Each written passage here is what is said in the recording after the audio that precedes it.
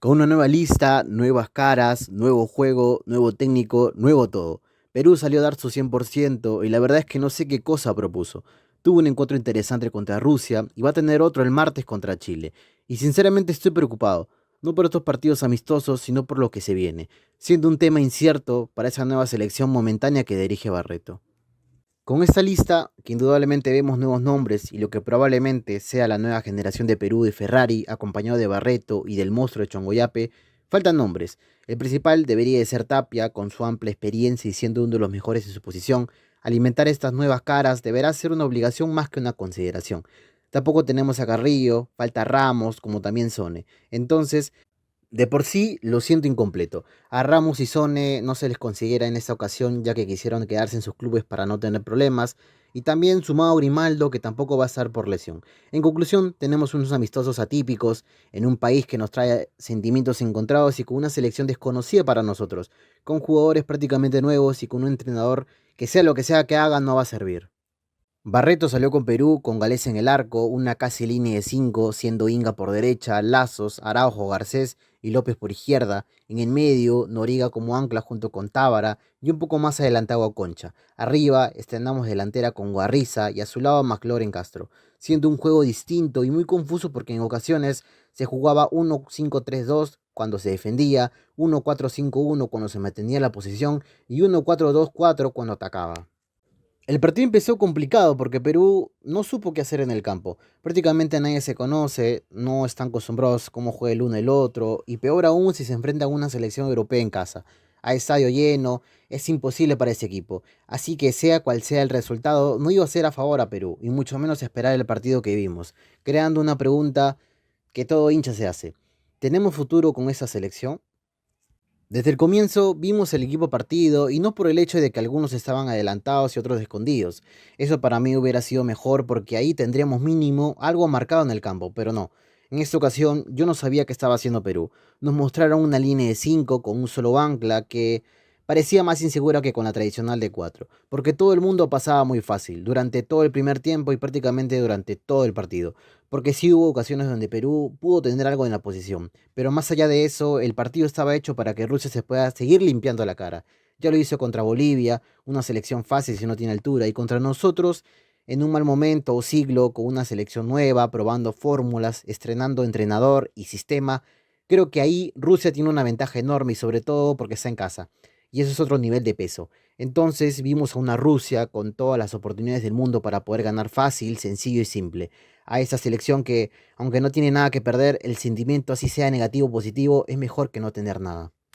Lo que sí es de destacar son las actuaciones individuales. Como equipo, sí están jalados en hacer funcionar la actividad grupal, pero individualmente se salvan. Sí sentí que cada uno puso su grano de arena, como sea, pero lo puso, y también se notó que cada uno quiere interpretar qué cosa piensa el otro en ciertas situaciones. Vimos a Garcés dando todo, haciendo presencia en la energía que nos mostraba, Zambrano con la seguridad, Noriega que se tuvo algunos contratiempos, pero al final supo demostrar por qué Gremio puso el ojo en él, Ugarriza que sí me sorprendió, por algo sigue en el extranjero y no regresa, López, que intentaba ser el más espeso por esa zona, siendo muy importante en el primer tiempo, y obviamente se nota a nivel de Champions.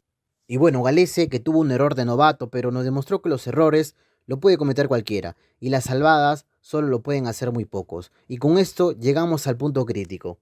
En el minuto 17, en una salida de Perú desde el fondo, Araujo, que todo el partido estuvo nervioso, le da un pase a Galese para que éste pueda empezar la acción, teniendo dos opciones. Uno, donde sigue la transición, dándole a Garcés y este a López, o saca largo para no complicarse, pero decide la peor manera en una situación que nadie se lo esperaba. El pase a Araujo, Galese lo recibió con una confianza que se volvió soberbia. Lo recibe con la parte superior del pie, haciendo que la pelota dé un recorrido extra. Miranchuk nota el error de Galese y con astucia le da el balón a Golovin anotando el 1-0 del partido. Acá nos podemos dar cuenta que Rusia un poco más si vive dentro del arco de Galese. La situación se estaba complicando, pero que de alguna u otra manera Rusia no es un equipo temido. Para mí creo que es simplemente miedo vestido de respeto porque yo nunca vi a Rusia mostrando un juego excelente, con jugadores determinantes en ciertas acciones, con un esquema muy táctico, siendo así un equipo con miedo. Al contrario, más bien si ellos fueron temidos en algún momento, yo no los recuerdo. Y si nosotros estamos llegando a practicar, ellos también, y peor aún para ellos, porque están al borde de equivocarse con un porcentaje mayor que nosotros porque la presión lo tienen ellos. El europeo son ellos y los peruanitos somos nosotros. En una escala de comparación, obviamente ellos salen ganando en todo. Terminando el partido en ese horrible 1-0, porque así Rusia haya tenido mucho más el control del partido, no hacía daño o más bien no era letal en sus acciones. Lo que sí puedo rescatar son las dos manos de Galese, que con eso sí sentenciaba el partido, pero aunque no quisiera pincharle el globo a Rusia, pero esas situaciones fueron más creadas por nosotros que por ellos. Así que si estos errores no se cometen, Rusia prácticamente no pintaba en nada el partido. Ya para el segundo tiempo, se ejecutaron los cambios, ante un trabajo desapercibido por Tábara, porque como Rusia entraba muy fácilmente, la tarea de Noriega a veces se desbordaba y se quedaba solo en la marca, teniendo esa peculiaridad de ver mucho más a Rusia atacando. Los cinco defensas sí estaban por las puras, pero bueno, más tarde que nunca para replantear.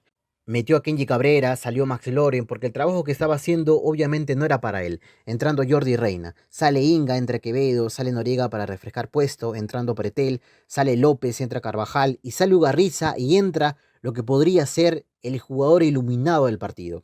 Pero eso lo hablaremos un poco más adelante, mostrándonos un cambio significativo en el equipo. Se empezaron a juntar más, esta vez se peleaba la pelota con más intensidad, se notaba más fluidez en el medio con la presencia de Jordi y en pocas palabras el equipo mejoró. No tanto para decir que tenía para ganar, pero algo se podría hacer. La verdad, la derrota era algo que se podría decir que estaba premeditado, entonces si Perú perdía el partido con ese marcador, creo que nadie se arañaba. Más bien, aunque suene triste, perdimos por nosotros y no por ellos que no fueron aplastantes ante un equipo sin fe. En el minuto 81, donde prácticamente todo el mundo aceptaba el 1-0 como derrota, viendo nuevamente que la selección tiene que esperar otros 36 años para nacer otros jugadores, se crea el contexto más atípico de todos los tiempos. En un pase desde atrás de Perú, como cualquier transición, la pelota le llega a los pies a Quevedo. Este descarga rápidamente hacia el 9, siendo que previamente entró para reemplazar a Ugarriza. Valera, que no solo entró como repuesto, sino para decir presente en la siguiente eliminatoria para Perú, agarra la pelota en un tiro demasiado lejos, agarra dormido al arquero, que obviamente no se esperaba nada, y ese tiro lo toma frío el arquero tal cual como su país, anotando el 1-1 del partido. Indudablemente, con el asombro de todos, después de mucho tiempo, un 9 hacía gol para Perú. Al final, el partido tomó un rumbo distinto, siendo de una clasificatoria, como si se disputara el repechaje para entrar al Mundial. Rusia se empezó a desesperarse, a mover mal la pelota, de apoderarse del partido, de los espacios y del mismo árbitro, porque se empezó a cobrar de todo. Y para suerte de nosotros, esta situación no pasó a mayores y menos mal no se repitió la tragedia que pasó contra Chile al último minuto, terminando el partido en un empate 1-1, con un Perú que necesitaba este resultado y con una Rusia que entró con ilusión y salió sin esperanzas. Este Perú para mí, no sé si verlo con ojos de esperanza, tenemos jugadores interesantes, una defensa posiblemente sólida con uno de los mejores arqueros en el continente, pero aún falta hacer muchas cosas y una de ellas es encontrar un entrenador. Eso debe ser de las prioridades en la federación. Pero bueno, aún nos queda un partido para ver este grupo, no tengo idea si conseguiremos una revancha contra Chile. Yo tengo la idea de que si no cometemos errores no va a pasar nada, así que el resultado y cómo se puede desarrollar el partido está en nosotros, de impedir cualquier desgracia o de crear la oportunidad de ver un futuro decente para esa querida selección. Espero que les haya gustado. Y sí, me olvidé de saludarlos. Así que les deseo muy buenos días, muy buenas tardes y muy buenas noches.